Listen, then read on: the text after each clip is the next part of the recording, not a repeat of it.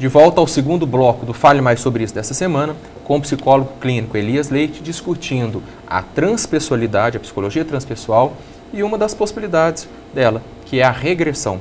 Voltemos a falar mais sobre isso, Elias. Como conduzir uma pessoa a essa visita a si mesmo, né, num tempo passado? Normalmente as pessoas imaginam uma coisa muito complexa, né?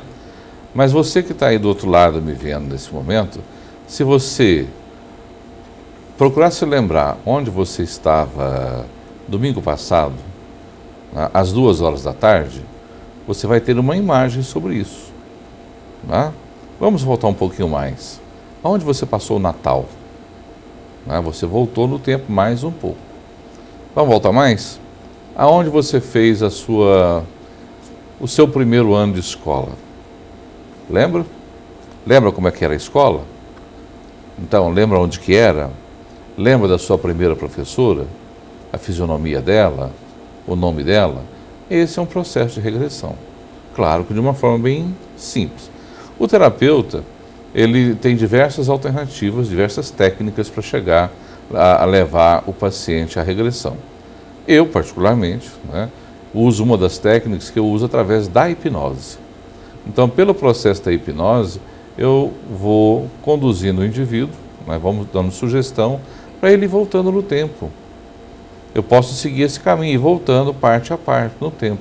Volto 1 ano, volto 5 anos, volto mais 5 anos, volto mais tantos anos, e ele vai regredindo, ele vai voltando à sua memória. Por exemplo, um indivíduo de 40 anos, volte aos seus 30 anos. Ele vai lembrar de algum fato aos 30 anos. Então vamos voltar um pouquinho mais, vamos lá nos seus 20 anos. E assim a gente vai conduzindo o indivíduo, até que chega num determinado momento em que ele identifica um fato qualquer, que pode ser o fato gerador da doença dele, do problema que ele traz. Esse é um caminho. Um outro caminho, eu posso colocar o indivíduo em transe também, transe hipnótico, e a partir do que ele me reclamou como problema que ele traz, eu vou sugerir a ele que ele volte lá naquele momento onde tudo começou. Aí eu não tenho o controle do tempo. Se ele voltou 1 ano, 5 anos ou 200 anos. Ele vai voltar lá no fato gerador. Esse fato gerador, vamos supor, foi aos 3 anos de idade. Ele sofreu um abuso, tal. Ele vai descrever a situação, vai vivenciar a situação toda, vai sentir tudo aquilo novamente que ele sentiu.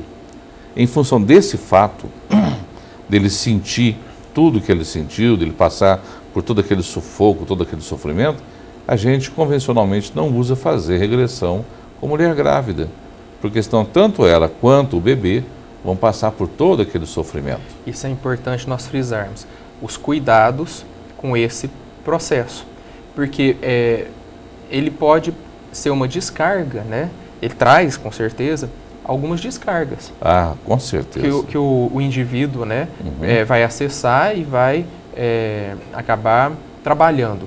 Ela tem a sua indicação, mas tem também os seus cuidados. Os seus cuidados. Por isso que tem que ser uma pessoa formada, como psicólogo, que entenda de psiquismo, que entenda de construção psíquica humana e que saiba lidar com isso, não é, Elias? Nós temos que ter muito cuidado com isso, porque eu já tive a oportunidade de ver regressão em canal de televisão. Quer dizer, eticamente, totalmente errado.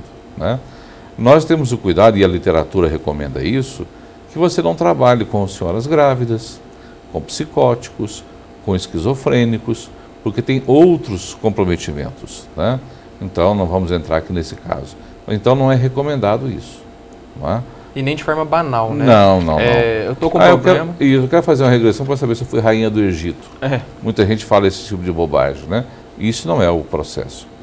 O terapeuta sério, ele usa regressão quantas vezes precisar, porque é uma ferramenta de trabalho, mas com objetivo, claro, um objetivo sério, um objetivo terapêutico, visando aliviar o sofrimento do paciente que está ali na sua frente. E você falou uma coisa que eu gostaria de frisar bem. Todos vocês que um dia procurarem um terapeuta para fazer uma regressão, observa bem a capacitação desse indivíduo, a competência dele, a experiência que ele tem, quanto tempo que ele trabalha com isso, para a gente não correr determinados riscos. Então, Existem também muitos mitos sobre a história da regressão. Ah, eu conheço uma vizinha que foi e não voltou. Isso não existe, né? Porque é simplesmente uma memória que você acessa no passado. Agora, trazer o indivíduo de volta e ressignificar isso sem que o trauma permaneça, aí é onde entra o indivíduo bem preparado, o profissional que tem competência. E outra coisa, Elias, o nosso telespectador já está bem informado a respeito de um aspecto da hipnose, porque nós já fizemos vários programas aqui sobre a hipnose, inclusive com colegas de trabalho, né, seus, o Milton, né, Vicente, que é professor aposentado da Universidade Federal de Uberlândia, a Luziane Frazão, né, também já falou sobre hipnose, e já ficou bem claro para o nosso telespectador que acompanha o Fale Mais Sobre Isso, que durante o processo de hipnose, o paciente-cliente, ele tem controle sobre a sua condição, sua consciência, ele não está colocado à mercê do terapeuta. Exatamente. Então, realmente é importante. Porque quando você vê na televisão, parece que o hipnotizador, né, ele tem um controle sobre o indivíduo. Ah, come essa maçã, aliás, essa cebola pensando que é maçã. Isso aí a gente conhece muito bem.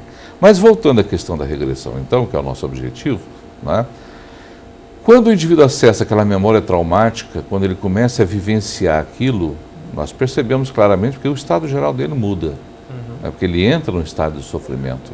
Então é a hora de você deixá-lo passar por aquilo, né, reexperienciar todo aquele processo, e a partir daí você vai trabalhando a mudança de significado desse fato. Então nós vamos ressignificando isso devagar com o paciente, né? E na medida em que ele vai conseguindo ressignificar, a gente trabalha também algumas coisas como o perdão, né, daquela situação toda, o entendimento daquela situação toda, o que pode ter de proveito naquela situação, porque é uma situação ruim, uma situação traumática, mas ela pode ter deixado um aprendizado. Qual é o aprendizado que isso trouxe, né? Então, ressignificou, trabalhou tudo isso aí, vamos trazer o paciente para o momento presente. Vamos tirar todo esse envolvimento emocional da cena e vamos trazer o paciente para o momento presente, ligando aquilo com a doença que ele reclama. Então, é hora de você fazer o fechamento do trabalho, tira o indivíduo e provavelmente está encerrado o assunto.